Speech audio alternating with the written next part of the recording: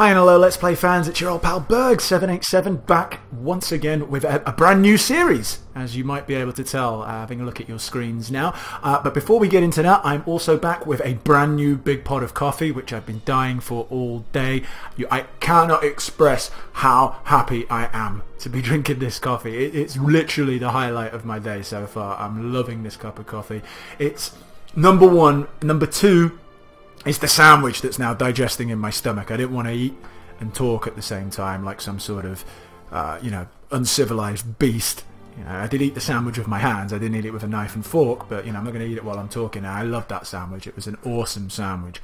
If you want to know more about the sandwich, PM me. But the third thing that I'm excited about today is our brand new series. It's going to be running alongside our XCOM Enemy Within series, which you can also check out on the channel. And as you can see, the sharp-eyed among you will have noticed that it is Heroes of Might and Magic 6, or as they've put here for some reason, Might and Magic Heroes 6, which is just odd, considering the series has always been Heroes of Might and Magic. Anyway, for those who don't know, a little brief history of the series. It's obviously the 6th installment of the long-running Heroes of Might and Magic series. I never played the very first game. That's the only one in the series that has never been played by yours truly. I got the second copy as a child. My cousins, they used to run a computer games magazine, and so they would always get sort of full games and stuff like that for review copies, and they would occasionally send me games which I could have. I won't name them or the magazine because I don't want them to get in trouble all these years later. But yeah, so they used to.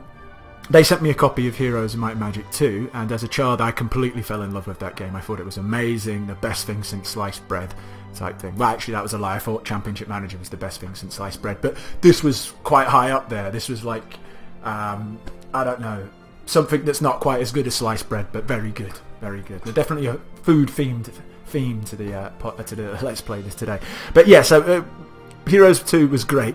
That obviously progressed onto Heroes of Might and Magic 3, which for me, time, place, best of the Hero series. It was definitely the best game. I think you could use up to the most factions. I think it went up to 9 factions in all, which was, I still don't think that's been surpassed. Just the amount of extra expansion packs, the amount of scenarios that were in the game, just the amount of creatures, and the amount of, what's most important, what do I always say, fun. The amount of fun that was to be had in that game was just off the charts, and I don't think they've ever matched that high. I've come close, but I don't think they've ever matched as good as what Heroes 3 was. There's actually a re-release of it, which has come out in the last sort of 6 months, which is like a high-def upgrade. But I've heard mixed things about it. I think I've heard for the price tag, if you've got the original on CD somewhere, like I actually do, don't bother buying the high-def version. So I was a bit disappointed to hear that, but hey-ho, what can you do? So anyway, on from the banner, the peaks of Might and Magic 3 with the depths of Might and Magic 4. That game was really the black sheep of the Might and Magic family. It just disappointing. They tried out a few new things. They changed the graphics a bit. I mean, I respect them for not resting on their laurels. They did actually try and incorporate some new features into the game. They just didn't work. I remember the graphics being a bit kind of tried to jazz them up, but they just looked a bit strange. It was the first, I think it was the first and only time that your actual hero could move on the battlefield. Like, your heroes could always attack or cast magic spells, but they weren't like a free roaming unit. And yeah, on 4 they could actually do that. And I think on 4 you could move individual units, which was a cool thing. You didn't need a hero to move them on the map. You could move them by themselves, which is a really cool thing, and it's in other sort of contemporary games to 6. I don't know why that's no longer in the game, but hey-ho, that was probably the one good thing that came from Heroes 4, was the ability to move individual troops on the actual main map. Then goes on to Heroes 5. Heroes 5 was a return to form, it must be said. I don't think it quite reached the heights of Heroes 3, but it was similar. I felt it kind of went back to the spirit of Heroes 3, and it did a really good job of drawing me back into the franchise, that's for sure. I had a lot of fun with that, that's for sure, and especially in the multiplayer sections of Heroes 5 I had quite a few good battles with certain people who will remain nameless, but maybe are listening, and will remember the times I defeated them, maybe even in their own house. Who knows?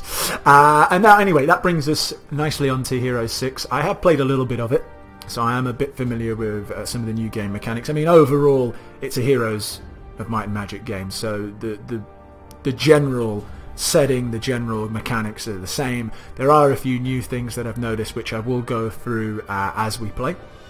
But so you're probably wondering what we're going to do. We are going to do a campaign, and we are actually going to do Griffin Bane, which is the first campaign. We could just jump onto the Emperor's Will, but we're going to do Griffin Bane. We're going to play it on the normal difficulty level.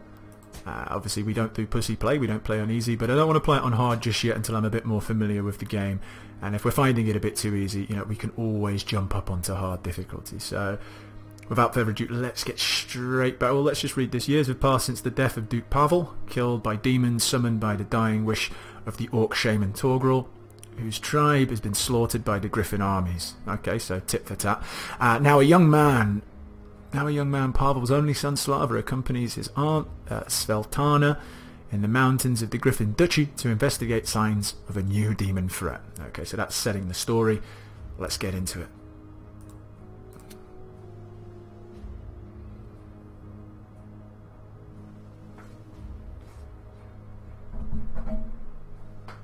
Okay, I thought we were actually jumping into the beginning, but it's the loading screen. Will comment, I do love how in fantasy games and books and films the heroes are always kitted out in awesome armour and they have these really fancy swords. I wonder if in real life, you know, crusaders and whatnot, do you ever wear this kind of armour? Probably wasn't practical, but I tell you now, if I saw you on the battlefield, I would think you were a badass. Anyway, just my ramblings there. Duke Pavel of Griffin, butcher, killer of children, women. Pavel wants blood of my people. Pavel will have blood.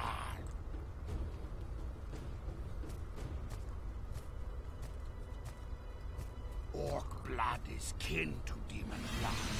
Torgrel calls to demon lords with Torgrel blood.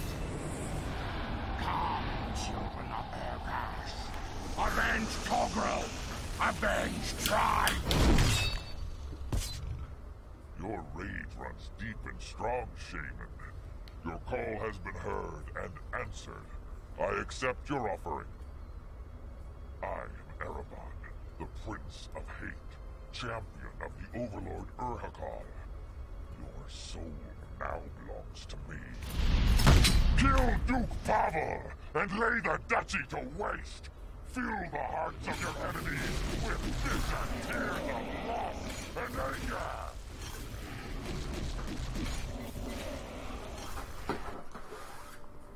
Slava, you've heard the reports of demons on our borders. What are you waiting for? Come now, Sveltana. Someone was hitting the ale, saw a fire elemental, and the story grew. There haven't been demons here since Torgrel sold his soul 2 decades ago. You aren't taking your responsibility seriously. It's your duty as a duke to find out the truth and destroy the demons if they're here. Fine. I'll tour the duchy and chase your wild geese.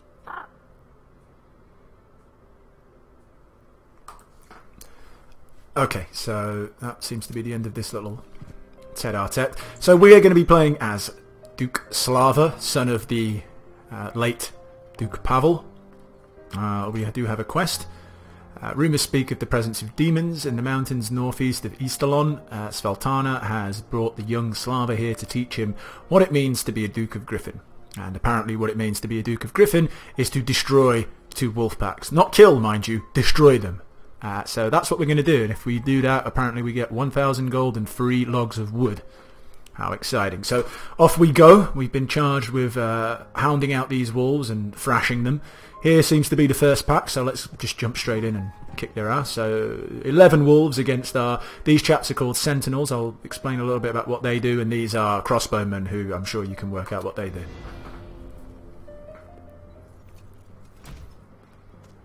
So like any you know, Heroes of Might and Magic game, you'll be familiar with the battle grid, as it were.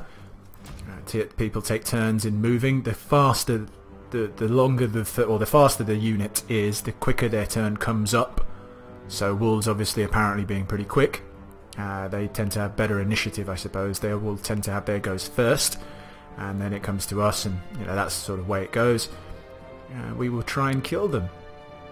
You know, our marksman. These Timberwolves 24 to 36 damage, these do 20 to 35, so obviously we're going to want to try and chop down these. Oh, that was a very good hit. Did 4 damage, killed 4 of them.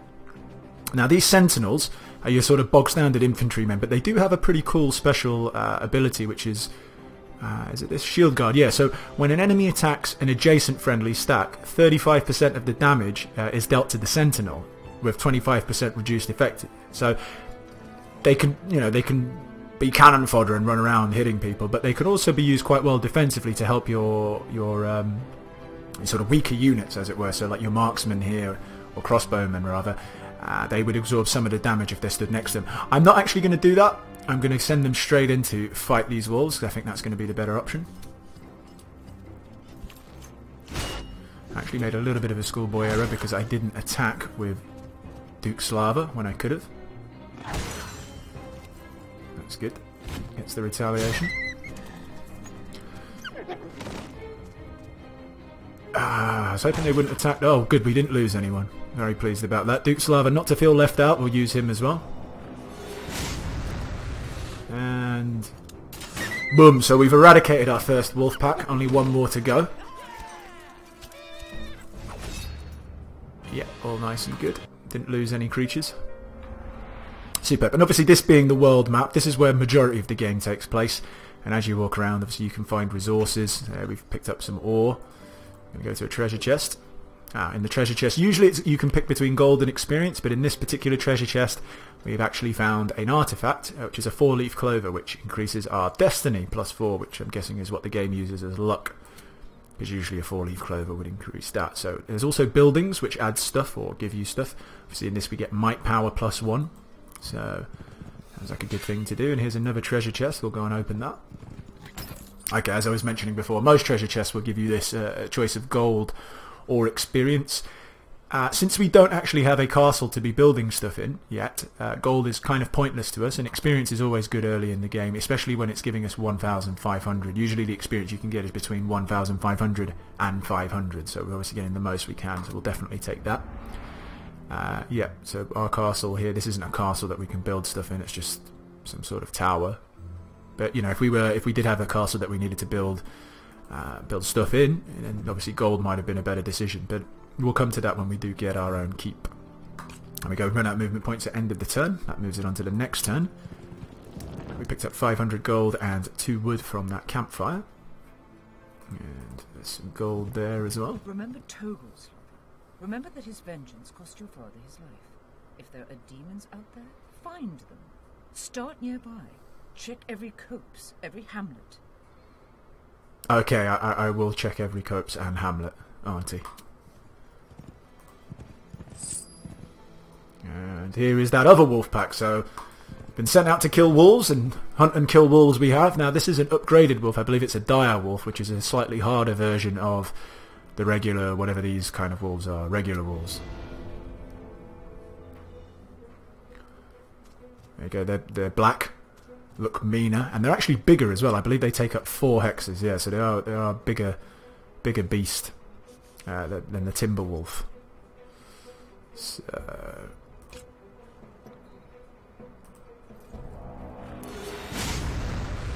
hopefully he does 5 damage. That would be 5 kills 5. That would be handy. Killed 4. I'll live with that.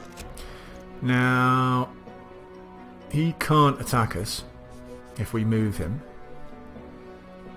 This Timberwolf will be able to attack us, but what I'm going to do is actually just move our Sentinel here, just to keep him out of the firing line, but also protect our crossbowman should he actually be attacked.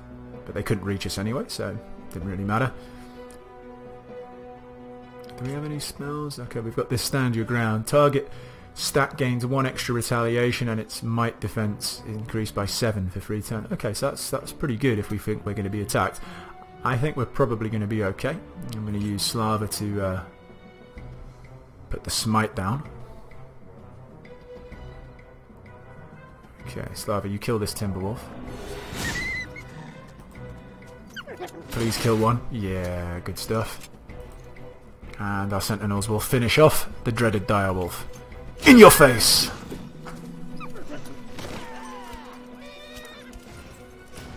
Excellent, so we've eradicated all wolf presence in the area. I feel really pleased about that, and we didn't lose any men. Good stuff. We have a new objective. Meet the priestess. So, okay, so our primary quest kind of was a bit of a lie. I thought if we destroyed these wolf packs we'd be getting gold and wood, but actually it was destroy the wolf pack, and then by the way, meet the priestess. Okay, could have told us that to start with. I wouldn't have got my hopes up on getting all this gold and logs of wood, but there you go. Some more wood, and we can't get that gold this turn, so enter. There we go, collecting gold. People just leave it lying around. And we also captured a sawmill, so now each turn we will produce 2. So 2 plus from sawmill. So each day we'll get 2 extra logs of wood. In the meantime we'll collect those as well. And we'll keep moving through this winding mountain pass. Signpost, welcome to Pleasant Valley. The valley has known better centuries. One might wonder whether its original inhabitants gave it its name in order to attract foolhardy settlers rather than describe its harsh surroundings.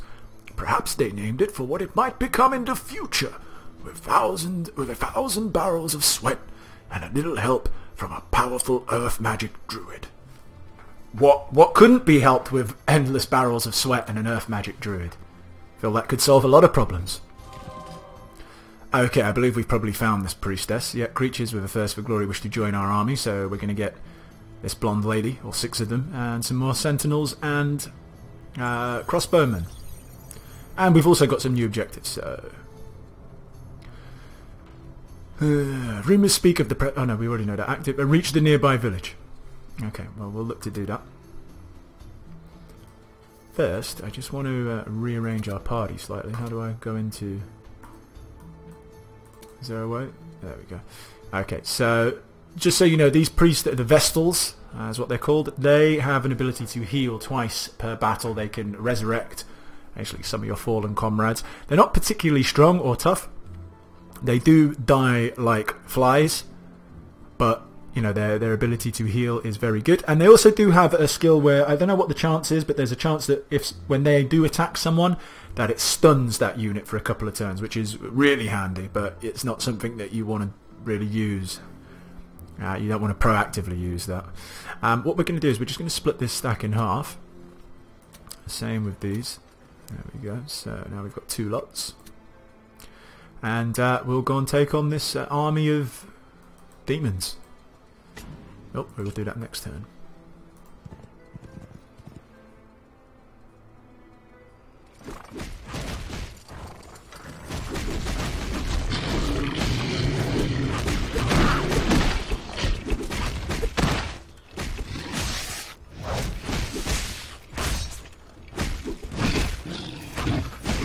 Demons!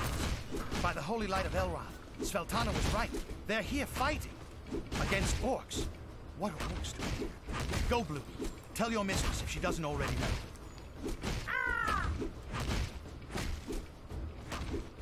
Better hurry if you want a piece of these demons on. I'm not waiting.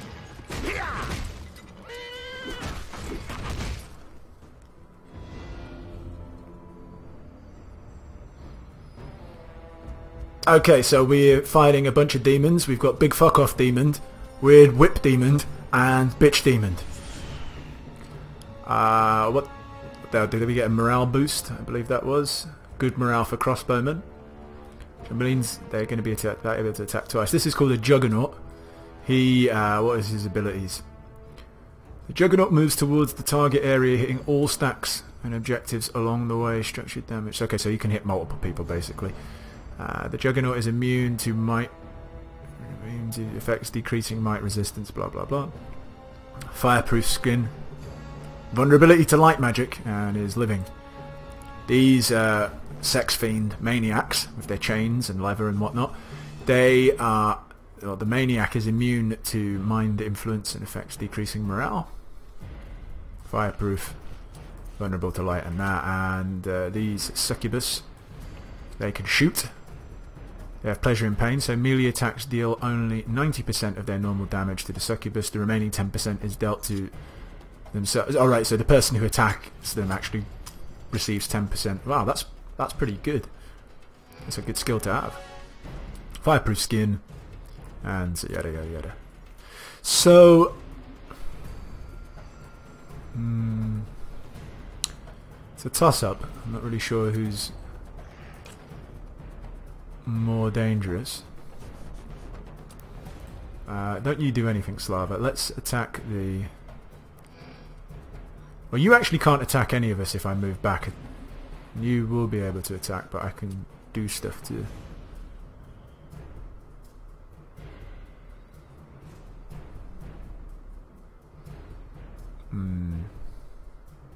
I know you will be able to attack as well. Alright, fuck it.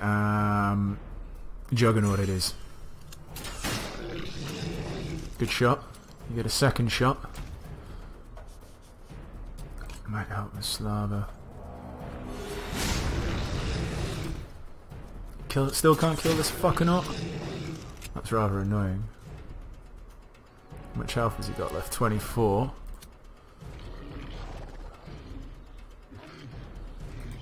Bring these down a bit.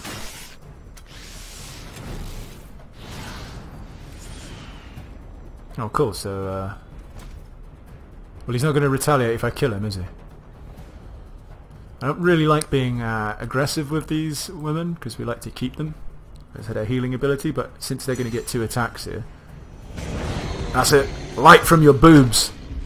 Destroy.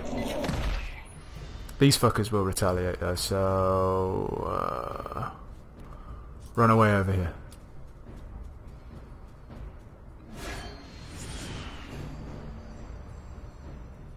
You guys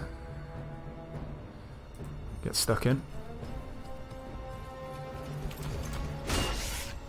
That's a good amount, 4 of them. Nice. I like the high morale that people seem to have. They're getting a lot of double turns. Hopefully we will vanquish the rest of these sex pests. Yep, good. And now our crossbowmen. Hopefully we can take care of these succubi before they shoot us again. Actually, no, we're not going to be able to because I'm going to want to weigh the 10 because I want her to heal. Can you wait?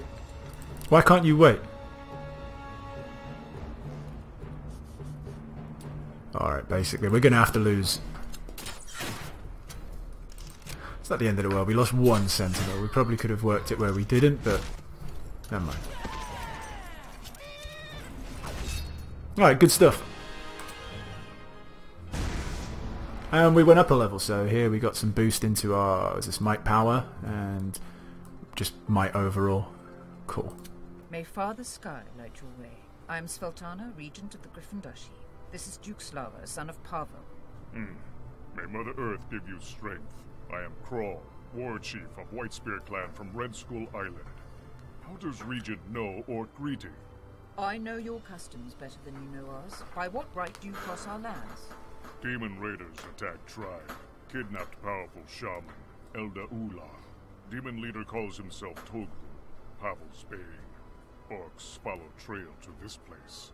We know this Togul. He caused us a great deal of grief. If you come for his bones, know that they were broken, cleansed, and scattered. Togul. Togul's spirit has returned, twisted, corrupted by fires of Sheog. War Chief Kral, we have a common enemy. Perhaps we should join forces. Orcs will discuss. Aunt Sveltana, what are you annoyed about? You spoke without counsel, without thinking. I made a suggestion. Beggars and prostitutes make suggestions. A duke does not suggest, he decides. Oh, come now. What about diplomacy? They are walking on your soil, living off your lands. The time for diplomacy is long past. Don't trust people so easily, Slava. Especially orcs. But now you've made an offer and must keep your word. Well, good luck. I must stay and guard the castle. Okay, so you hear that, people? Beggars and prostitutes, only people who make suggestions.